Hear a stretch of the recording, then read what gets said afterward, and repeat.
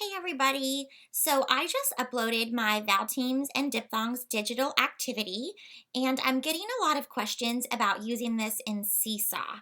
So I created this resource to be used in Google Classroom, but I did want to make sure that you knew there are ways to use it in other platforms. It's just not as easy. So Google Classroom is free.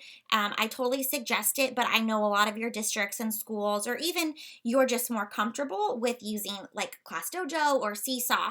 So you are able to share these activities with your kids through any medium. If you have a class Facebook page, you can share the links to certain Google activities as long as it's private.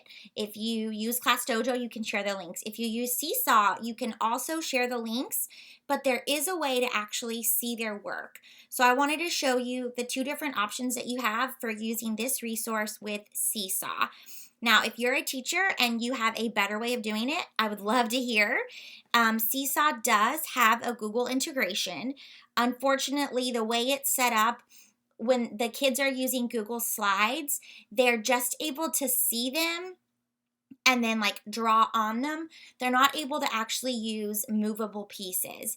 And most of these activities, as you can see, have movable pieces, like they're dragging the letters down, or they're dragging these counters down, or they're sorting. So it's important that they still are able to interact with the slides the way they were created to be used. I have my Google Drive open. If you watched my YouTube video, you saw how easy it is to add these. Once you download this resource, you'll get a PDF, and every time you click open a link, it's going to go in your drive. I do recommend, though, making a folder so you have access to them. So these are my activities. There's a few duplicates, but yours won't have duplicates. So what I'm going to do is I'm going to choose the activity I want them to do and open that in Google Slides. If I just copy this link right here, that's not going to work in Seesaw. So you need to actually open with Google Slides. And this is the activity I've chosen for them. So they are going to, you can zoom out, move these letter tiles down to actually make words with Vowel Teams. So that's the activity. Okay, so now I'm going to come over here into my Seesaw, go to Activities, and I'm going to add Assign Activity. Create New Activity. Okay, this is, it's kind of tricky, so try to follow along with me, but if you have questions, don't worry about reaching out. I would love to walk you through this. So I'm going to come here, and I'm going to copy this link. You're not done yet, though, so go ahead and copy it.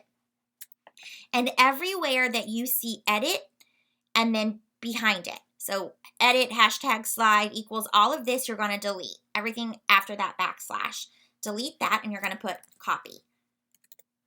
So I'm going to show you one more time just so you don't get confused. So copy this. Once you're in Google Slides, copy it and paste it.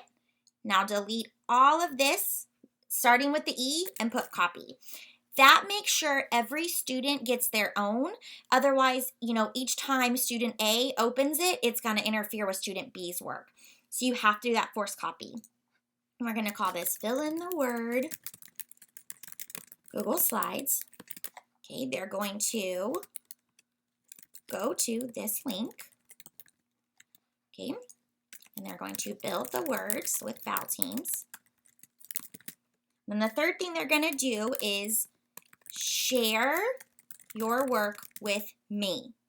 And the way that they're going to do that is go to share, and anyone with the link can view and copy the link. So if you want to share this video with your parents, go ahead.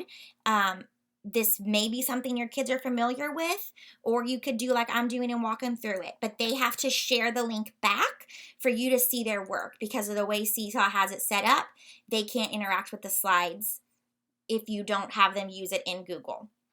Okay, so share your work with me by clicking share and copying the link it gives you. It will look similar to mine up there. Okay, so that's what they're going to do.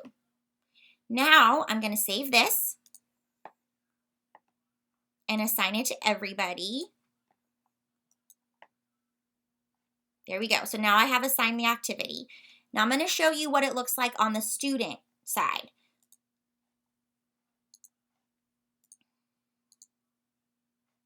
Okay, let's see. So here's Everly. Here's her activity. Okay, so here's the link right here. She's going to go ahead and open it.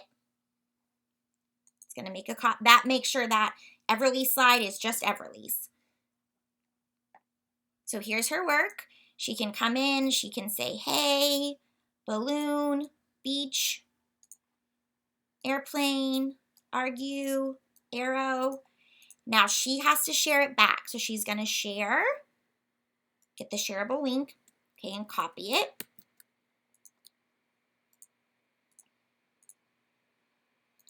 And then she's going to add it to her response. So add response.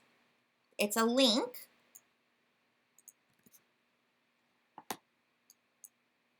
And we're not going to use this.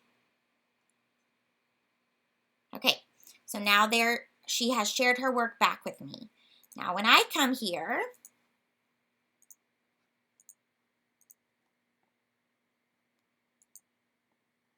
we can see Everly's work.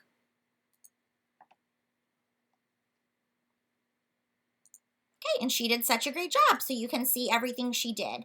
So it's not super fluid, but it is, something they can absolutely learn to do, and that way you can use this resource within Seesaw.